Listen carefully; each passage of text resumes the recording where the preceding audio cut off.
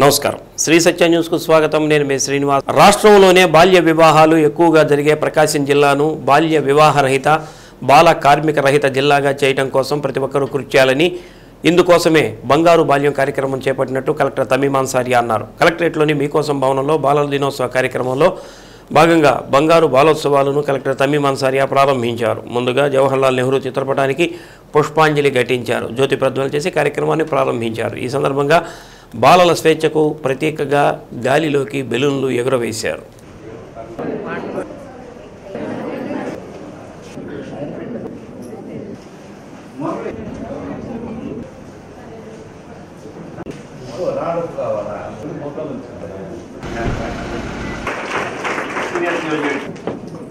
బంగారు బాల్యం కార్యక్రమాన్ని వారం రోజుల పాటు రోజుకొక ప్రత్యేక సబ్జెక్టుతో కార్యక్రమాలు నిర్వహించేలా ప్రణాళికలు తయారు చేసినట్లు కలెక్టర్ తెలిపారు. గ్రామ స్థాయి నుంచి అన్ని స్థాయిల్లో బంగారు బాల్యం కమిటీల ద్వారా కార్యక్రమాలు నిర్వహిస్తున్నామని అన్నారు.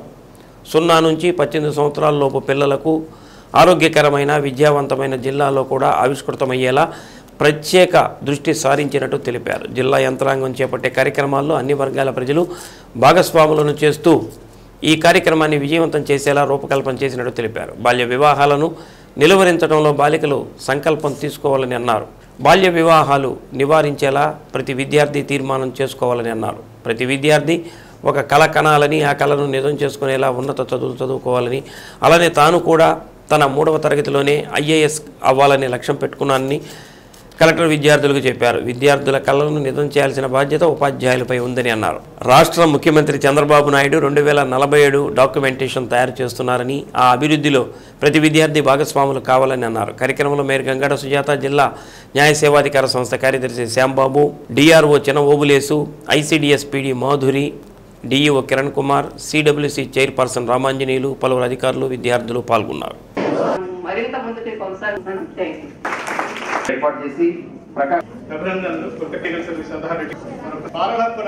National children's day. సో మన ప్రకాశం జిల్లా పిల్లల అందరికీ కూడా నేషనల్ చిల్డ్రన్స్ డే శుభాకాంక్షలు తెలియజేస్తున్నాను. ఈరోజు మనం ఇక్కడ కలెక్టరేట్లోనే చిల్డ్రన్స్ డే సెలబ్రేషన్ చాలా బాగా జరిగింది. అదేవిధంగా ఇప్పుడు బంగారు బాల ఉత్సవాలు కూడా రాబోయే 7 days కూడా ప్రతిరోజు కూడా ఒక థీమ్ పెట్టుకుని డిఫరెంట్ యాక్టివిటీస్ మనం డిస్ట్రిక్ట్లో జరుగుతున్నాయి. దాంట్లో అందరూ కూడా అన్ని stake holders, community leaders, public representatives, children, parents, department అన్ని డిపార్ట్మెంట్స్ కూడా ఇన్వాల్వ్ చేసి ప్రోగ్రామ్ చేస్తున్నాము. రాబోయే November 20th నాటికి క్లోజింగ్ సెరమనీ ఉంటుంది. సో దాంట్లో అందరూ కూడా జిల్లా ప్రజలు అందరూ కూడా మన డిస్ట్రిక్ట్లో ముఖ్యంగా చైల్డ్ మ్యారేజ్ ఫ్రీ ప్రకాశం, బాల్య వివాహం రహిత ప్రకాశం అనే క్యాంపెయిన్ కూడా ఈరోజు స్టార్ట్ చేయడం జరిగింది. సో ఈ అన్ని క్యాంపెయిన్స్ కూడా జిల్లా ప్రజలు అందరూ కూడా సహకారం కోఆపరేషన్ చేయాలని కోరుతున్నాను. ధన్యవాదాలు. సో మన జిల్లాలో ఉన్న ప్రతి ఒక్క చిల్డ్రన్ కూడా మీరు ఒక డ్రీమ్ ఫిక్స్ చేసుకోండి.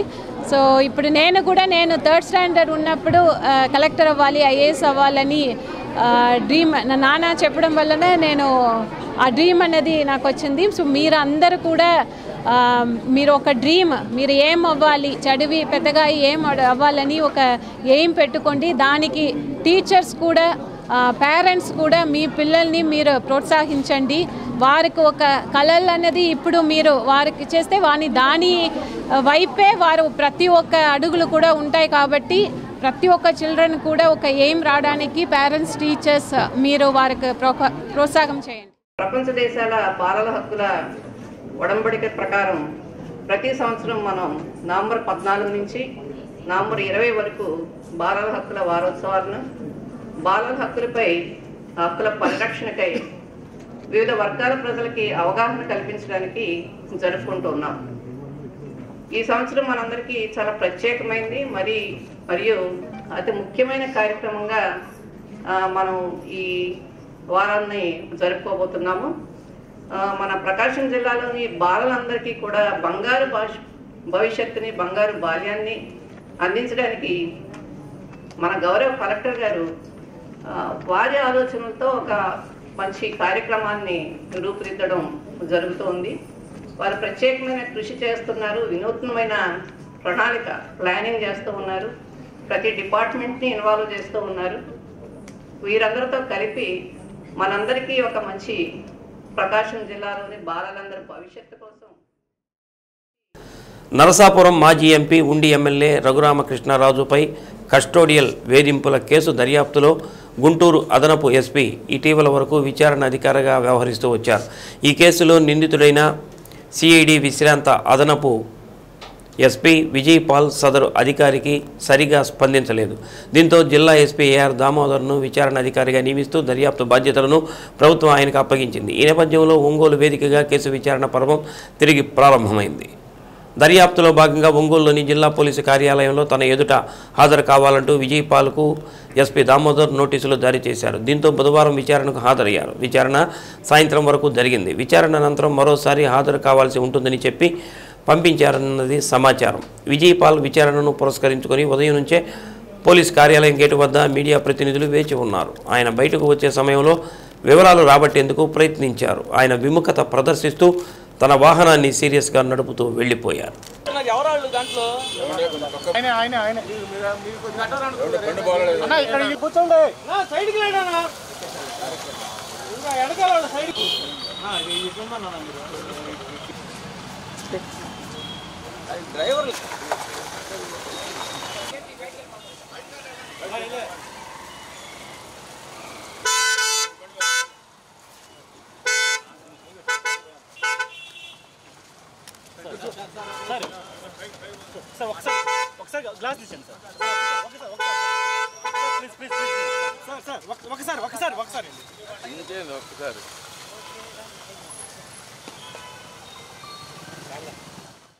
సచివాలయ ఉద్యోగుల బదిలీలో అక్రమాలకు పాల్పడిన ఒంగోలు డిఎల్డిఓ పూర్వ డిపిఓ టి ఉషారాణిపై వేటు పడింది. ఉషారాణి 2024 సార్వత్రిక ఎన్నికలకు ముందు డిపిఓగా పూర్తి అదనపు బాధ్యతలు నిర్వర్తించారు. ఆమె ఆధ్వర్యంలో ఇటీవల గ్రామ సచివాలయ కార్యదర్శులు డిజిటల్ సహాయకుల సాధారణ బదిలీలు చేపట్టారు. వీటిలో పెద్ద ఎత్తున అక్రమాలు చోటు చేసుకున్నాయి.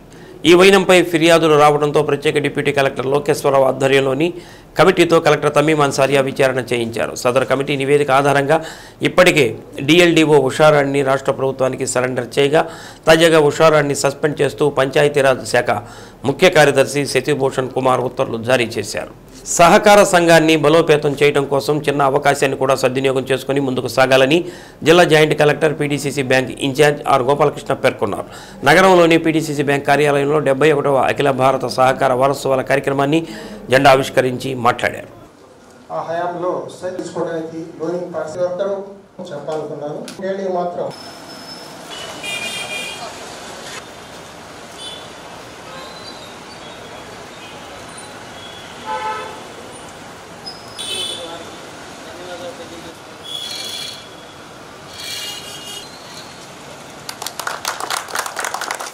భారతదేశం వ్యవసాయ రంగంపై ఆధారపడి ఉందని, వ్యవసాయ రంగంపై ఆధారపడినటువంటి అన్ని వర్గాలు ఒక్కొక్కరు సహకారం చేసుకుంటూ జీవన ప్రమాణాలను మెరుగుపరచుకోవడం కోసం సహకార వ్యవస్థ ఏర్పడిందని అన్నారు. కార్యక్రమంలో వచ్చిన మార్పులకు అనుగుణంగా సహకార రంగం అన్ని వైపులా అభివృద్ధి జరగాలని, పూర్తి స్థాయిలో బాధ్యతలు తీసుకోవాలని తెలిపారు. మనిషి పుట్టుక నుంచి చనిపోయేంత వరకు సహకారం అవసరమని, దానిని దృష్టిలో ఉంచుకొని ప్రభుత్వం సహకార వ్యవస్థను ఏర్పాటు చేసిందని తెలిపారు.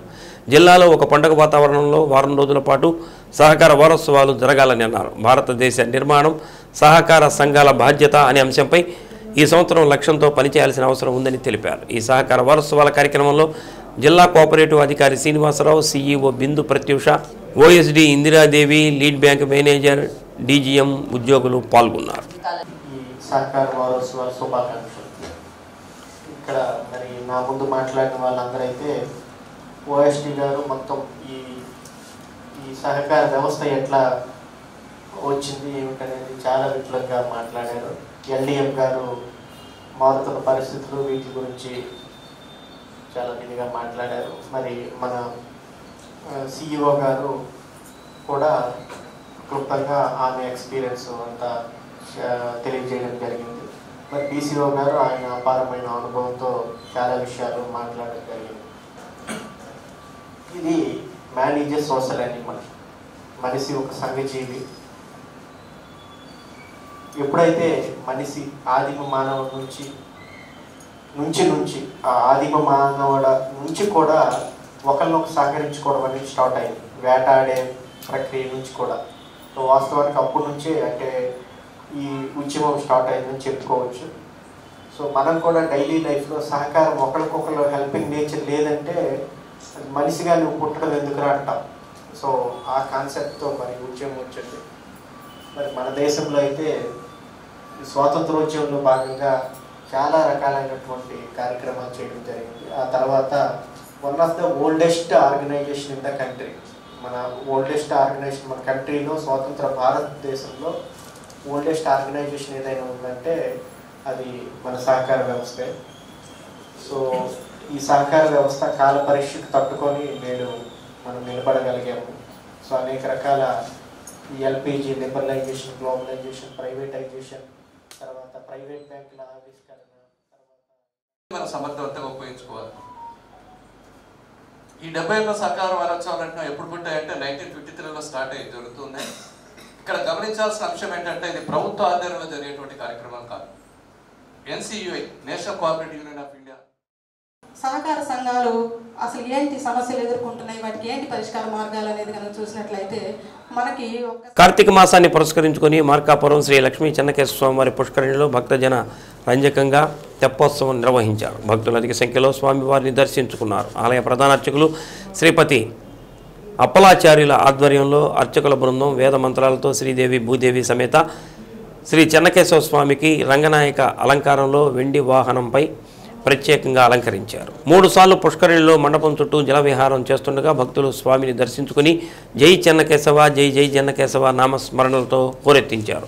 మహిళా భక్తులు కోలాట విశేషంగా ఆకట్టుకుంది. ఎమ్మెల్యే కందుల నారాయణ రెడ్డి కుటుంబ సభ్యులతో పాల్గొని ప్రత్యేక పూజలు నిర్వహించారు. పలువురు ప్రజాప్రతినిధులు, అధికారులు, పురప్రముఖులు స్వామిని దర్శించుకున్నారు. పుష్కరిణిలో ఎటువంటి ప్రమాదాలు జరగకుండా డీఎస్పీ నాగరాజు, ప్రత్యేకంగా CI I Subbarao, ASI Saidulu Babu, డివిజన్లోని ఎస్ఐలు, పోలీసు బందోబస్తు ఏర్పాటు చేశారు.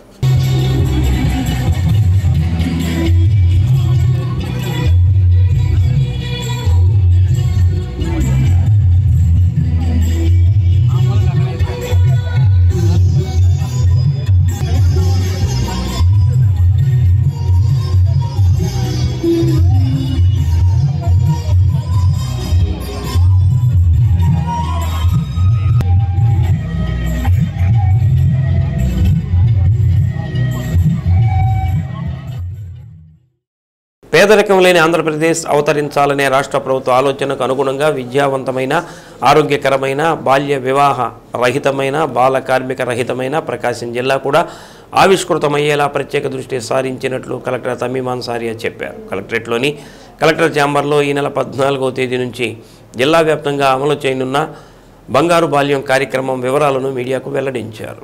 ఈ నెల 14వ తేదీ నుంచి వారం రోజుల పాటు బంగారు బాల్యం కార్యక్రమం కింద బంగారు బాలోత్సవాలు నిర్వహించబోతున్నట్లు కలెక్టర్ తమీమ్ అన్సారియా చెప్పారు. ఇందులో భాగంగా ప్రతి డివిజన్లోనూ ఒక మండలాన్ని ఎంపిక చేసి అందులోని గ్రామాలన్నీ చైల్డ్ ఫ్రెండ్లీ గ్రామాలుగా మార్పు చెందేలా చర్యలు తీసుకుంటున్నట్లు వివరించారు. ఈ దిశగా సంబంధిత శాఖలన్నీ సమన్వయంతో పనిచేయాలని కలెక్టర్ దిశానిర్దేశం చేశారు. వారం రోజుల పాటు బంగారు బాల్యం శ్రీకారం కార్యక్రమంలో భాగంగా ప్రతిరోజు ఒక ఇతివృత్తాంతంతో ప్రత్యేక కార్యక్రమాలు నిర్వహించేలా ప్రణాళికలు సిద్ధం చేసుకోవాలని తెలిపారు. విద్యార్థులకు చిత్రలేఖనం, వ్యాసరచనం పోటీలు నిర్వహించడంతో పాటు ప్రజాప్రతినిధులు, స్వచ్ఛంద సేవా సంస్థలను భాగస్వాములను చేసి అవగాహన కార్యక్రమాలు చేపట్టాలన్నారు. గ్రామ స్థాయి నుంచి జిల్లా స్థాయి వరకు వివిధ స్థాయిలలో పోటీలు నిర్వహించి ఈ నెల 20వ తేదీన నిర్వహించే ముగింపు కార్యక్రమంలో బహుమతి ప్రదానం చేయడం జరుగుతుందని అన్నారు. 14 నుంచి నవంబర్ 20 వరకు జరుపుకోవడం జరుగుతున్నది. ఈ సంవత్సరం మన ప్రకాశం జిల్లాలో బంగారు బాల్యం ప్రోగ్రాం కింద నవంబర్ 14 నుంచి నవంబర్ 20 వరకు బంగారు బాల ఉత్సవాలు అన్న పేరుతో ప్రతిరోజు ఒక థీమ్తో వివిధ యాక్టివిటీస్ ప్లాన్ చేయడం జరుగుతున్నది. రేపు అంటే నవంబర్ 14th రోజున చిల్డ్రన్స్ డే. ఆ రోజు జిల్లా వ్యాప్తంగా అన్ని స్కూల్స్లో, కాలేజెస్లో చిల్డ్రన్స్ డే సెలబ్రేషన్లో భాగంగా బాల్య వివాహం రహిత ప్రకాశం అనే క్యాంపెయిన్ లాంచ్ చేస్తున్నాము. దాంట్లో చైల్డ్ మ్యారేజెస్కి అగెన్స్ట్ ప్రతిజ్ఞ కూడా అన్ని స్కూల్స్లో, కాలేజెస్లో చేయడం జరుగుతున్నది. అదేవిధంగా నవంబర్ 15th డే 2 మన హక్కులు తెలుసుకుందాం అనే థీమ్తో ప్రతి స్కూల్స్ కాలేజెస్లో డిస్కషన్, దాంట్లో ఎక్కువ school management committee, parents, teachers అందరినీ కూడా ఇన్వాల్వ్ చేసి చైల్డ్ రైట్స్ మీద, వారికున్న యాక్ట్స్, చైల్డ్ రిలేటెడ్ యాక్ట్స్ మీద డిస్కషన్ జరుగుతుంది. నవంబర్ 16th మన కోసం మనం అనే థీమ్తో అన్ని స్కూల్స్ కాలేజెస్లో బాల పంచాయత్స్, చైల్డ్ క్యాబినెట్స్ ఏర్పాటు చేసి వారు డిస్కషన్ చేస్తారు. అదేవిధంగా అడోలసెంట్ గర్ల్స్ క్లబ్స్ని కూడా ఆర్గనైజ్ చేసి డిస్కషన్ అనేది జరుగుతుంది. నెక్స్ట్ ఈ డిఫరెంట్ టాపిక్స్ పైన బంగారు బాల్యం, child friendly villages, child marriage free Prakasam, child labour free Prakasam అనే టాపిక్స్తో speech competition, essay competition, slogan competition, writing, painting competition కూడా అన్ని స్కూల్స్ లెవెల్లో నవంబర్ 16th ఏర్పాటు చేయడం జరుగుతున్నది. నవంబర్ 17th మా పిల్లలు మా బాధ్యత అన్న థీమ్తో స్ట్రెంథనింగ్ కమ్యూనిటీ ఎంగేజ్మెంట్, కమ్యూనిటీ లెవెల్లో పిల్లలు రైట్స్ గురించి, పిల్లలు కొన్ని ఇష్యూస్ గురించి ఒక డిస్కషన్స్, అవేర్నెస్ క్యాంపెయిన్ కమ్యూనిటీ లెవెల్లో నవంబర్ 17th ఏర్పాటు చేయడం జరుగుతున్నది. నవంబర్ 18th సదా బాలల సేవలు అనే థీమ్తో విలేజ్ లెవెల్ బంగారు బాల్యం కమిటీ ఆల్రెడీ ఏర్పాటు చేయడం జరిగింది. ఆ కమిటీ మెంబర్స్ విలేజ్ లెవెల్లో డిస్ట్రిక్ట్లో ఉన్న అన్ని విలేజెస్లో కూడా లోకలీ అక్కడ ఉన్న పబ్లిక్ రిప్రజెంటేటివ్స్ అందరినీ, డిఫరెంట్ స్టేక్ హోల్డర్స్ని ఇన్వాల్వ్ చేసి చైల్డ్ రిలేటెడ్ ఇష్యూస్, అక్కడ ఉన్న విలేజ్లో ఉన్న vulnerable children, orphan children, single parent చిల్డ్రన్ని ఐడెంటిఫై చేసి వారి కోసం ఒక ప్రత్యేకంగా డెవలప్మెంట్ ప్లాన్ చేయడం కూడా జరుగుతున్నది. దీనికి అందరు stakeholders, public representatives, media, school children's అందరు కోఆపరేషన్స్ ఈ ప్రోగ్రామ్, ఈ 1 week ప్రోగ్రామ్ సక్సెస్ అవ్వడానికి అందరు కోఆపరేషన్స్ని కోరుతున్నాను.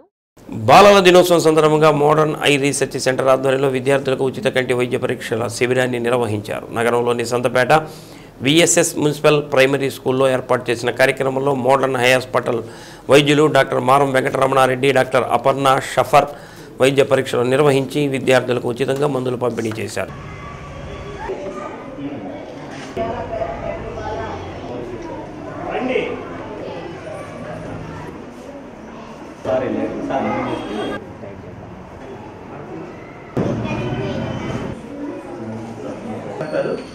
అందరూ ఫస్ట్ ప్రైమ్ మినిస్టర్ మనకి ఎవరు బాగున్నారు మీకంటే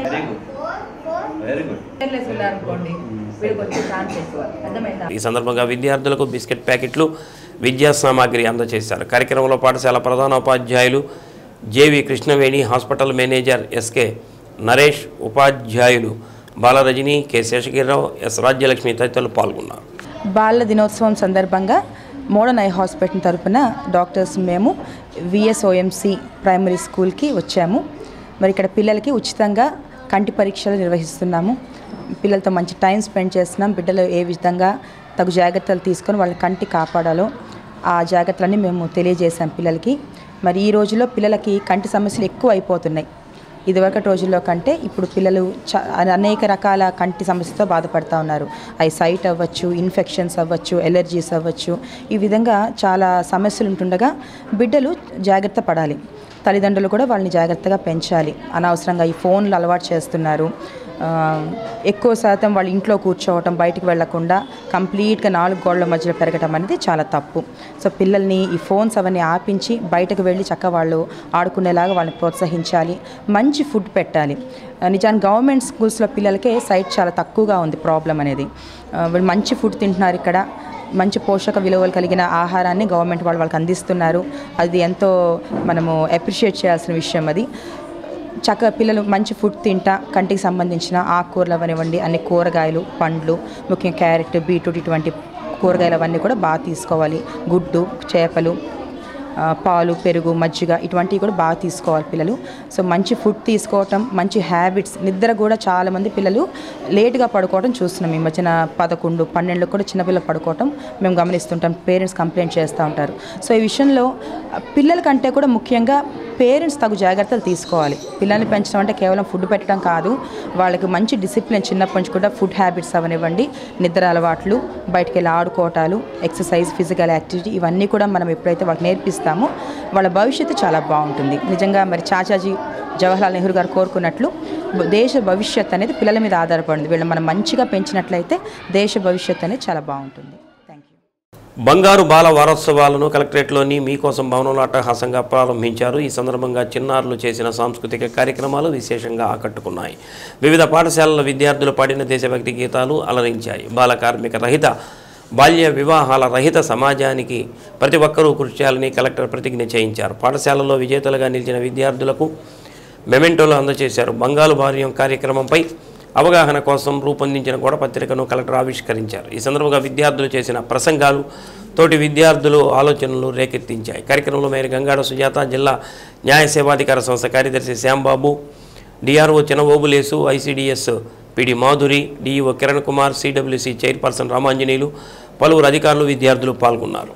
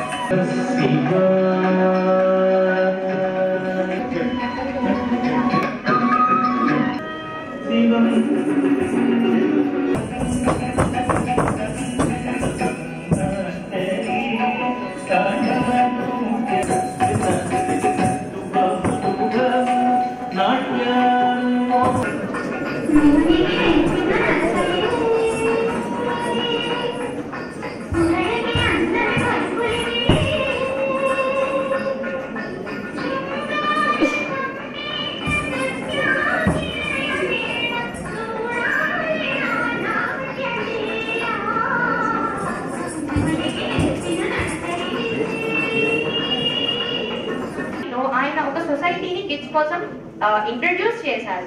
so this the part of the children's day. ఈ రోజు మన ప్రకాశం డిస్ట్రిక్ట్ లో హానరబుల్ కలెక్టర్ తమీం అన్సారియా మానం గారు ఇంట్రడ్యూస్ చేసిన బంగారు బాలోత్సవాలు. సో ఈ ప్రోగ్రామ్ ఏంటంటే ఇప్పుడు November 14 till November 20 దాకా ఈ ప్రోగ్రామ్ అనేది జరుగుతుంది. సో till November 20 దాకా ప్రతిరోజు ప్రతి ఒక్క ప్రోగ్రామ్, ఒక్కొక్క రోజు ఒక్కొక్క స్పెషాలిటీ అన్నమాట.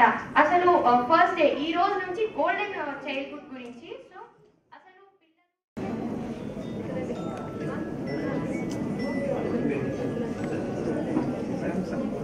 అసలు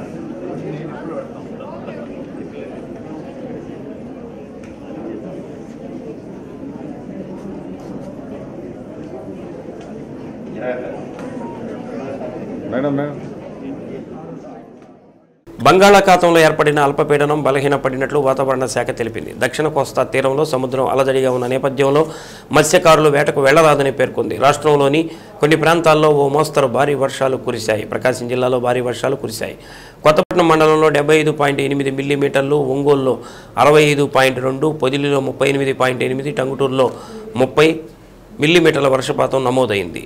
ప్రపంచవ్యాప్తంగా సుమారు 600 మిలియన్లకు పైగా డయాబెటీస్తో జీవిస్తున్నట్లు గణాంకాలు చెబుతున్న వివరాలని తెలుసుకుంటే భయం గొలిపేలా ఉన్నాయి.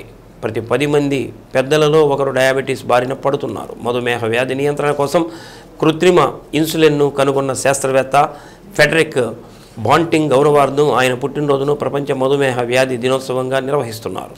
మారుతున్న జీవనశైలి, దుర అలవాట్లు, ఊబకాయం, జంక్ ఫుడ్స్, వంశపారంపర్య కారణంగా మధుమేహం, అధిక రక్తపోటు జంటగా మానవాళిని చుట్టుముడుతున్నాయి. అయితే ప్రపంచ మధుమేహ దినోత్సవం సందర్భంగా ప్రస్తుతం మనం దీనికి సంబంధించిన వివరాలు, వైద్య నియంత్రణ, వైద్యుల సలహాలు తదితర అంశాలను పరిశీలిద్దాం.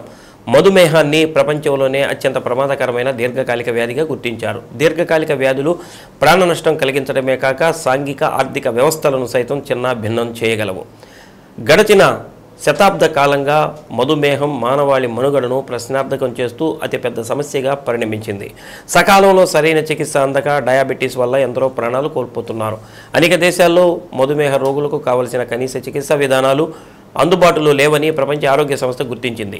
పేద దేశాల్లో మధుమేహం ఎక్కువగా ప్రబలడం అంతర్జాతీయ సమాజాన్ని ఆందోళనకు గురిచేస్తుంది. కంటి చూపు కోల్పోవడం, మూత్రపిండాల వైఫల్యం చెందడం, పక్షవాతం, గుండెపోటు వంటి ప్రధాన దీర్ఘకాలిక వ్యాధులకు డయాబెటీస్ ఆజ్యం పోస్తుంది.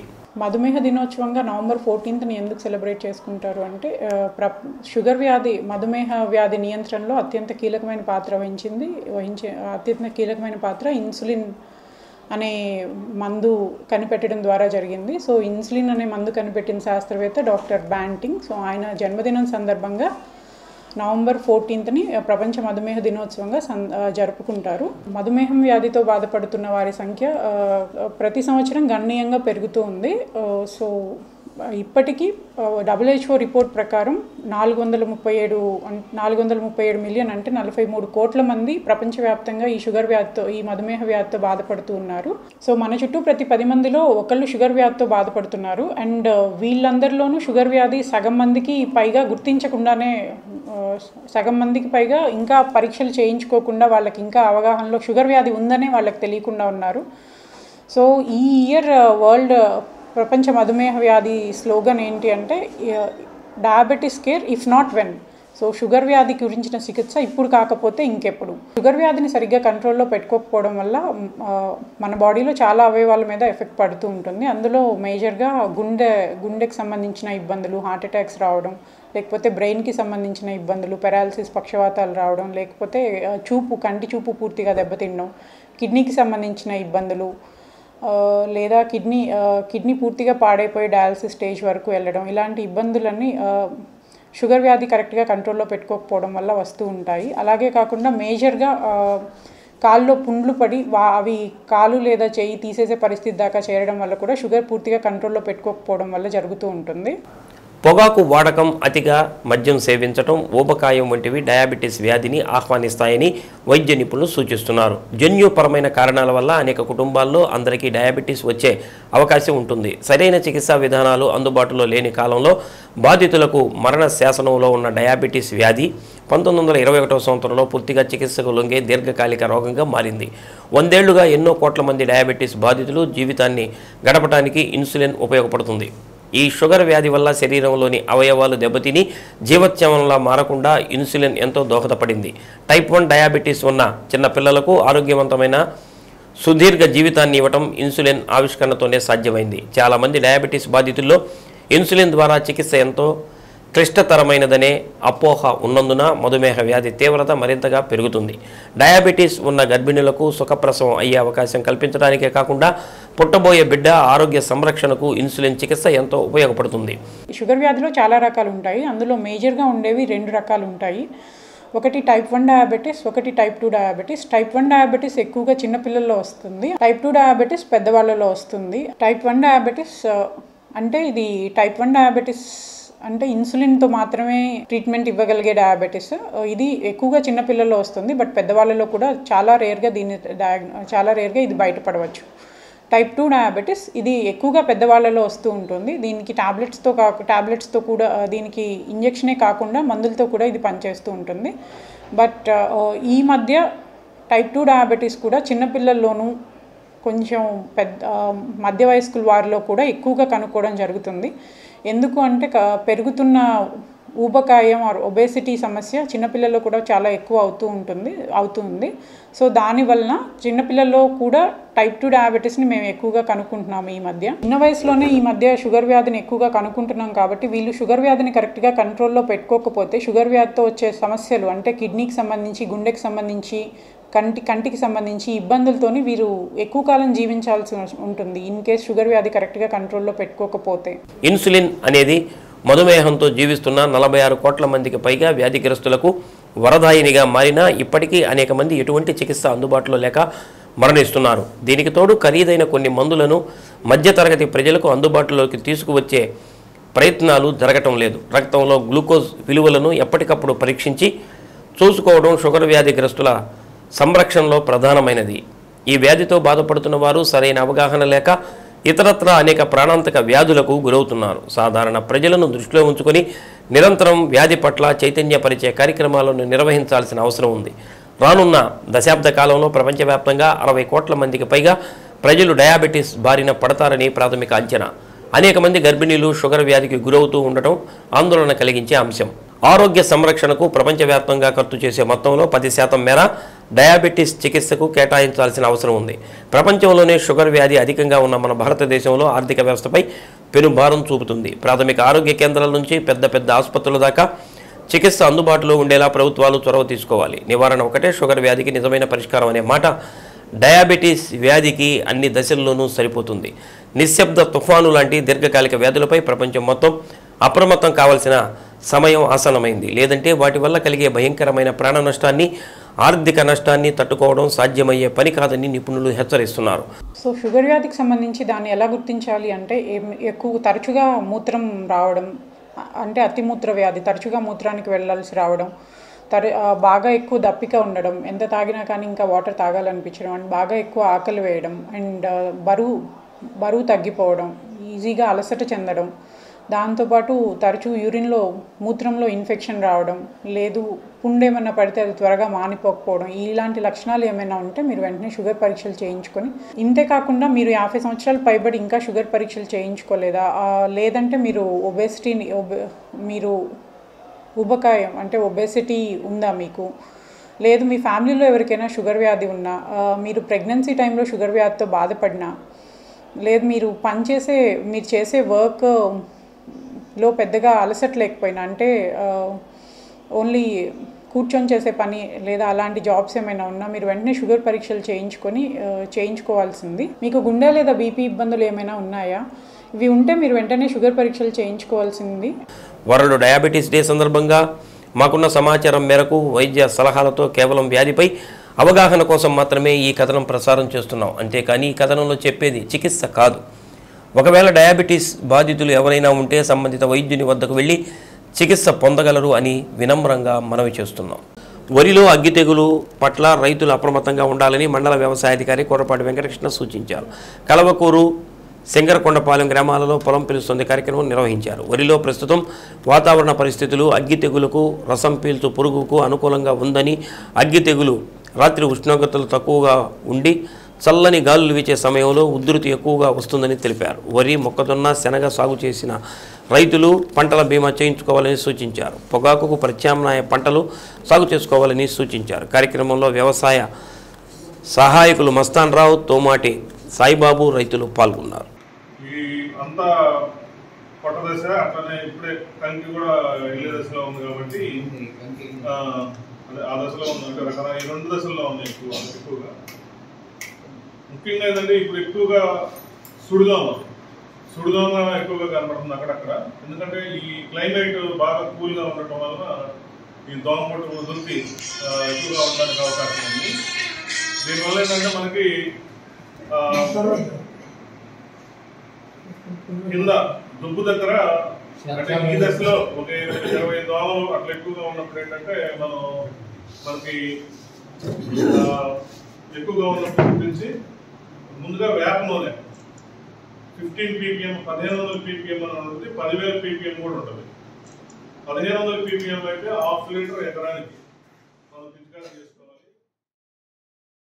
శ్రీ సత్య న్యూస్లో నేటి మాట. అబద్ధాన్ని నమ్మటం తేలిక, నిజాన్ని తెలుసుకోవడం కష్టం. అందుకే చాలామంది అబద్ధానికి ఆకర్షితులవుతారు. శ్రీ సత్య న్యూస్ ఇంతటితో సమాప్తం. నమస్కారం.